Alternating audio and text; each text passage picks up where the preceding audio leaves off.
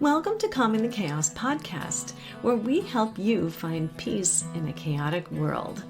I'm Tracy Canella, licensed mental health counselor, certified eating disorder specialist, and advanced clinical hypnotherapist. Calming the Chaos podcast provides you with self-help resources for handling anxiety, stress, and overwhelm. It is not a substitute for counseling or psychotherapy. So if you like what you hear, please subscribe and share it with your friends. Thanks for tuning in. And now, let the chaos begin. And yes, the chaos has officially begun. Once again, we are talking about eating disorders. And one of the things I really want to emphasize is that during this last couple of months, I've had a practicum student here. Her name is Amelia Meacham. And Amelia is a student at the University of Puget Sound who is a senior, and she's going to be graduating in May. She's been such a delight to work with. And so she's got a psychology major and a religious minor. And she, again, has been helping me to learn so much while I'm helping her to learn as well. She is going to be talking with us today about the health at every size approach to treating eating disorders.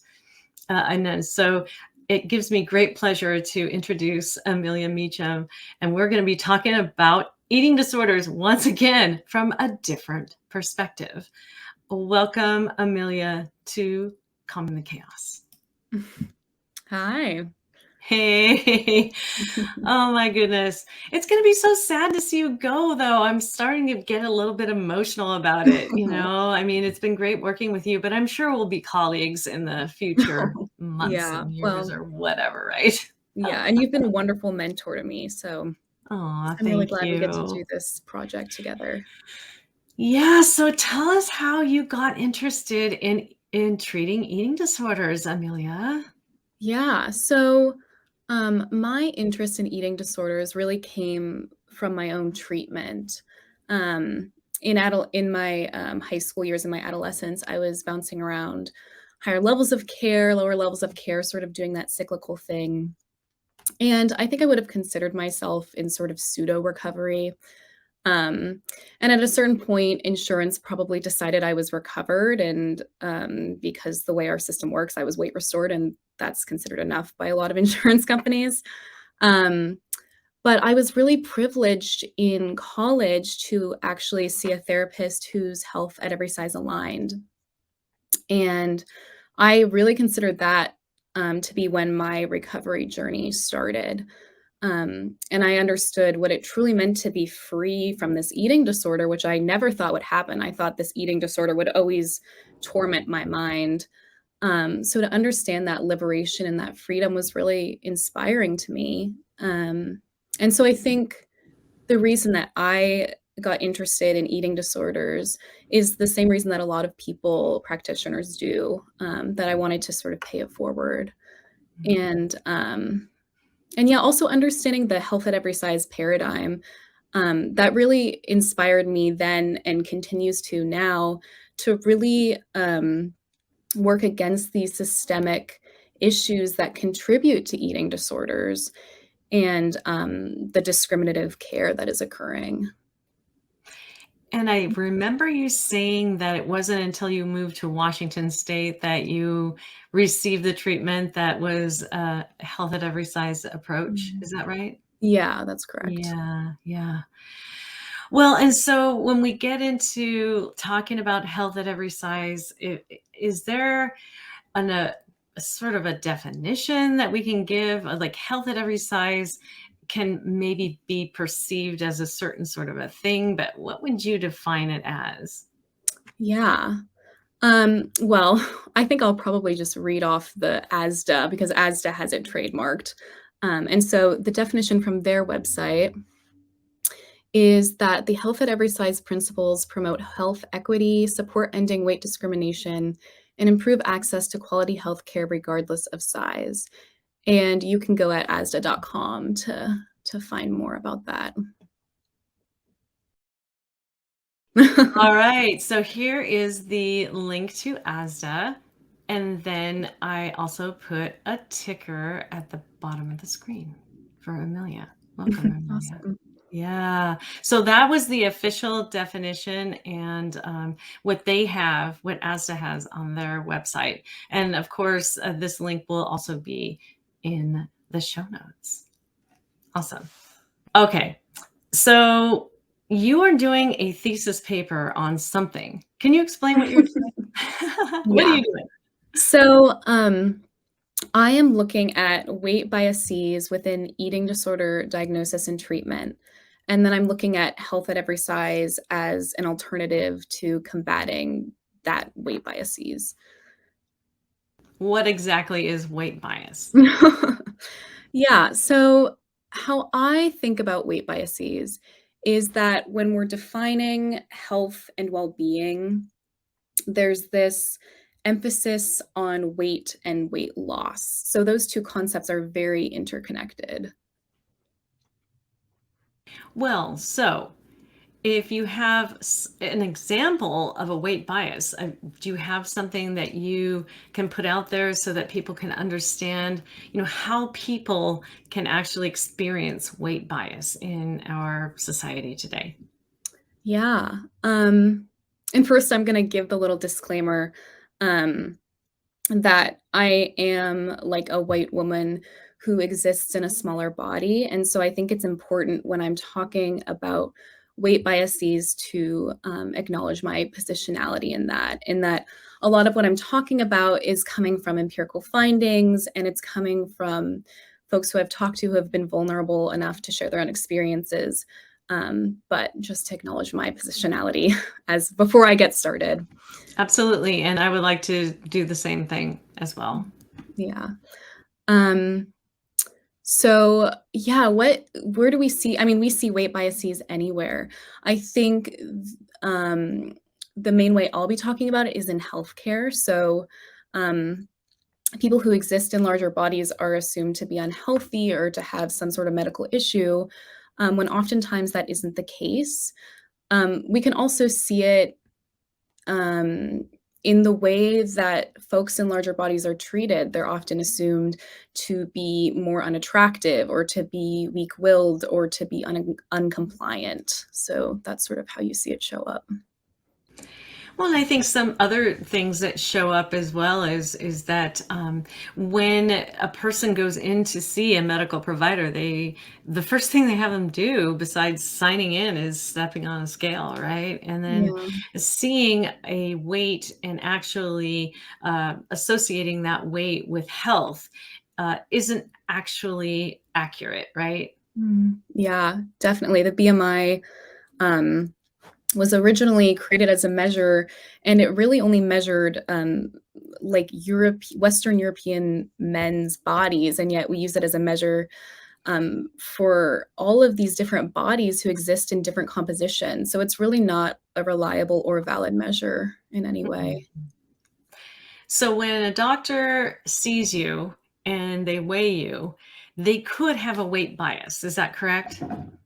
Yeah, yeah, that's true. And when we look at insurance companies, doctors really are required to weigh you, and oftentimes they get sort of reimbursed less if they don't, and they get reimbursed more if they push this concept of weight loss. So it's a really biased system as a whole. Hmm. Gosh, I didn't know that. See, Yeah. you teach me something new every day. Um, I did not know that. So if you don't weigh it, so if a person comes into a doctor's office and they say, I don't want to be weighed, then Mhm. the practitioner has to note that and then they don't get reimbursed as much. Well, yeah, it's more nuanced than that, as most things are. Um, like if we're looking at Medicaid, um, the doctor gets sort of like a grade, and if they're not filling certain this is quite complicated. I'm not sure if I can describe this well, but essentially, yes, they would be reimbursed less if they're not recording measures like weight. Wow. I think Yeah. we've kind of uncovered a bit of a conspiracy here, but yeah, that could be a rabbit hole we go down, maybe on another stream. Mm. Um, So, all right, we've got this weight bias that's happening, and we, or healthcare providers will maybe assume things about people who are larger bodies, and they can also assume things with people in smaller bodies as well, right? So, looking at a person and looking at their physical weight and assuming something is a weight bias. Is that kind of what we're looking at right now? Yeah, definitely. Okay. Well, so how do we deal with this? I mean, so part of what you're doing in your uh, thesis is trying to address barriers to Mhm. weight bias, right? And so we're talking about doctors, we're talking about therapists, we're talking about dietitians, and how are we going to solve this problem, Amelia? You are a young voice and you have a lot of ideas. So you go, girl. Thank you. Yeah, so this is sort of the bulk of my paper looking at like what causes these barriers to treatment. And I broke it into three distinct parts. And the first being this lack of perceived need among the individual with an eating disorder. And when I sort of look back and think on the larger scale, we can think about this stereotype, which has the unfortunate acronym of SWAG, skinny, white, affluent girl. And I think if you ask most people in society, this is what they assume an eating disorder to look like. And this also perpetuates medical care deeply. And then we sort of swirl in concepts of diet culture and weight biases, which are so deeply entrenched in our culture. And this sort of results in I'll give sort of an example here. Um, but if a thin person is engaging in drastic eating behaviors or is losing a lot of weight, I think a lot of people have this red flag that goes up that says, like, oh, that's eating disorder behavior. They should go get treated. And if a thin person sort of just exists in their body and they're, engaging in healthy behaviors, they can just exist. Um, but if we're looking at someone who exists in a larger body, if they're engaging in behaviors where they're dieting a lot, they have a really poor relationship to self and body, and they're losing weight, oftentimes they're celebrated.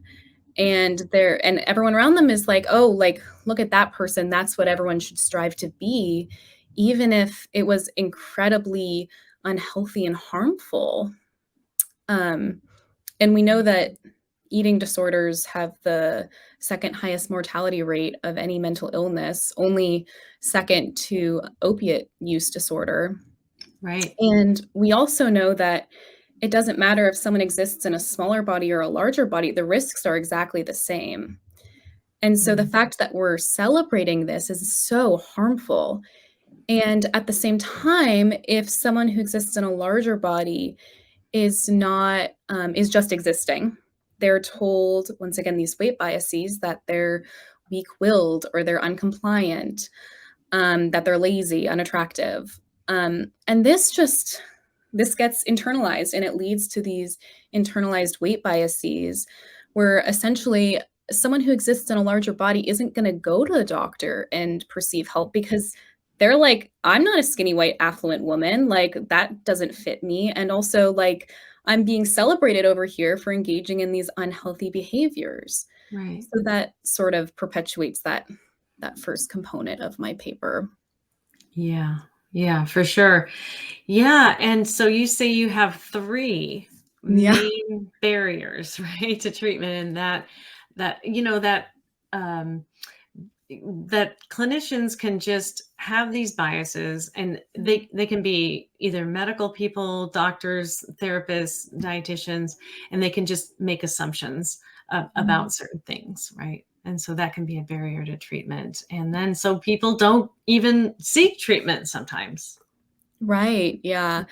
Which sort of goes into my second point, which you highlighted, that if a doctor also is only scanning for people that are thin, white, affluent women, they're going to miss a lot of people. They're going to miss those in larger bodies. They're going to miss people of color, men, anyone who doesn't fit that stereotype. Um, so that's a big part of the failure of the clinician to diagnose and treat properly. And then there's also my third point, there's just a lack of treatment resources in general. I mean, mental health care is already such a struggle to get, eating disorder care especially, I'm sure, Tracy, as Mhm. you have experienced. Exactly. Yeah. Um, and if you're someone who exists in a larger body and you need a treatment team that consists of a therapist and a dietitian and a medical professional and a psychiatrist, maybe, and all of these providers um, are supposed to not have weight biases. And the research even shows that eating disorder specialists themselves oftentimes have those weight biases. I mean, you're facing a lot of barriers just trying to find a team that isn't going to cause potentially further harm. Mhm. And then there's also the piece of insurance, which is a whole ordeal with if you exist in a larger body, you're likely to be diagnosed with EDNOS, which insurance companies often don't cover, or they cover a more limited treatment plan. Mhm. Well, I think binge eating disorder now is covered in the DSM, Oh. but uh, at the same time, many people have a lot of shame going to treatment for a binge eating disorder, and Mm, it doesn't necessarily mean that because you're in a larger body, you're struggling with binge eating disorder. mm, And that's what mhm, I think that you're saying about like the people that was your second point about clinicians diagnosing appropriately. You mhm, cannot make assumptions based on body size, weight, or shape. But you need to look at behaviors. You need to look at the life domains that are affected, mm, and then your last point about treatment resources, I completely agree. We're in a midst of a mental health crisis here, and we've got treatment facilities that have waiting lists that are through the roof. At least in Washington State. I don't know mm, about other states, but I've actually had to refer clients out to other states uh, mm, to get treatment because of the lack of resources in Washington State. So those are your 3 points. The need, like maybe we don't think that you need to have treatment because we mhm, don't see you as disordered. mhm, And then let's not diagnose appropriately or refer appropriately. And then there's the resources, even if we do. So tell us, Amelia, how does a health at every size approach to eating disorder treatment help people just transcend these barriers and move toward lasting recovery like you experienced mm, versus relapsing? mm. Yeah. I think it's multifaceted, as most things are. Um, I think for me, the overarching thing is that since health at every size is looking at these systemic issues and hoping to address them, that hopefully means that long term you're helping to deconstruct the system that leads to eating disorders. But there's also a benefit in that in helping the individual, in that by having providers who are more aware of their own biases, you're able to be a better practitioner for those who might have intersecting identities with race, with disability, with gender. And I think that's a component of health at every size that's really important. Mm, Um, yeah, and then there's this sort of practical aspects like intuitive eating, which has really strong empirical support.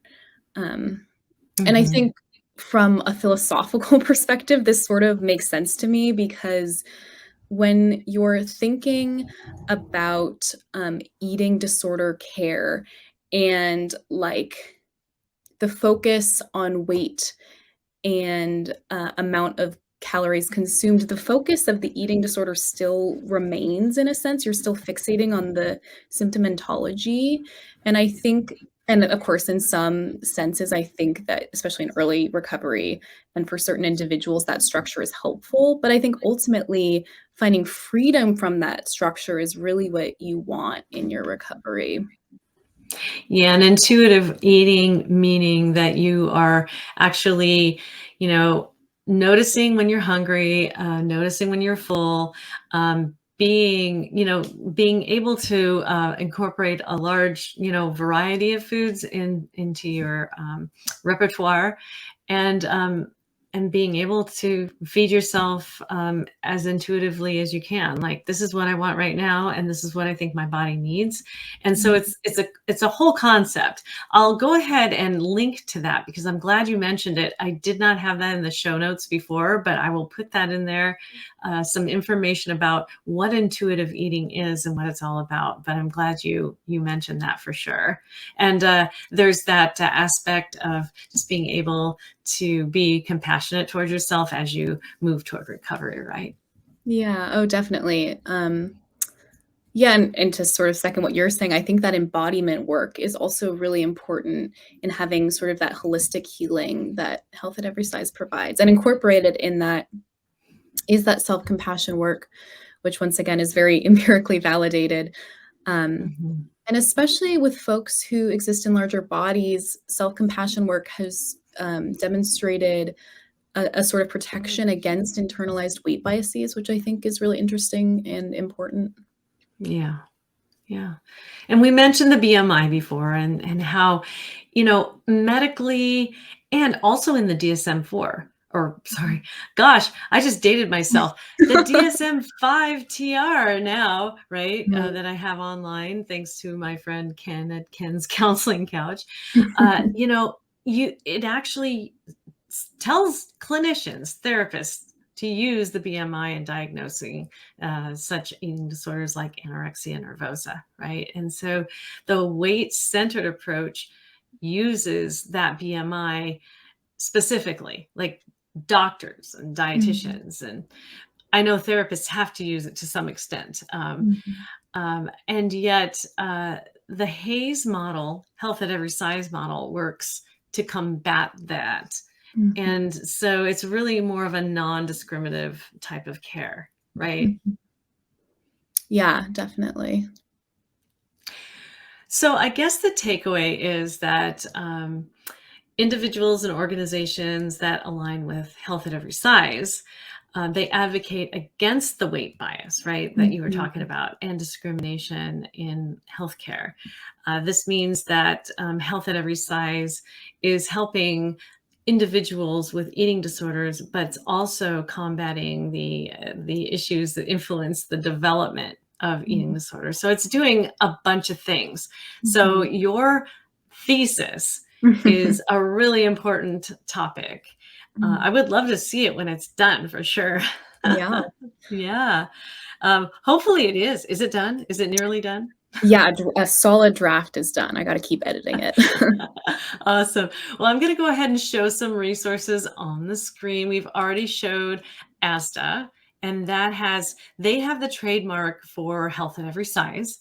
And so you can read about health at every size at asda.org. Another great resource is the National Eating Disorders Association. This is nationaleatingdisorders.org. They have so many resources on this website, and not just for the people who are struggling, but for people who are loved ones, friends, family members, and they have a lot of really good stuff. So ANAD is the National Association of Anorexia and Associated Disorders. And it doesn't really quite fit the acronym, so that's why I get so confused when I think about it. But that is an awesome website to go to look for resources about anorexia. This is one of the things I really love is Feast. Feast-ed.org. I was introduced to this site when I was doing I was trying to do my 4 core classes to be an eating disorder specialist down in Lewis and Clark College in Oregon. And so FEAST stands for Families Empowered and Supporting Treatment of Eating Disorders. So that's Feast ed.org. And I'll tell you what, that is an awesome website. Anybody who wants any kind of family member who wants to understand a little bit more about eating disorders can go to that website. And then finally, we've got IADEP, so IADEP is IADEP.com, International Association of Eating Disorders Professionals. That's who certifies people like me to be an eating disorder professional. Anything you want to say as far as closing comments, Amelia? You are just an amazing practicum student. Again, I hope we keep in touch after you leave and after you graduate. And I know you're going to go on to do great things, but do you have any closing comments that you want to make? No, just thank you for having me on, and thank you for being wonderful and mentoring me. It's really been a great addition to my senior year. Yeah, Amelia, you've been able to attend a couple of sessions that our clients have been in, and they have appreciated you, as have I. So thank you so much. I really appreciated having you here and doing this 30-minute broadcast, which I'm going to be trying to do more of in the future. In fact, I am going to be moving away from 1-hour podcasts and doing more sessions like this with people like you who I know and trust. And so with that, I will just say, if you don't have anything else to say, I will just say thank you so much for being on Calming the Chaos, and take care. Alrighty, thank you. Thanks for listening to Calming the Chaos podcast.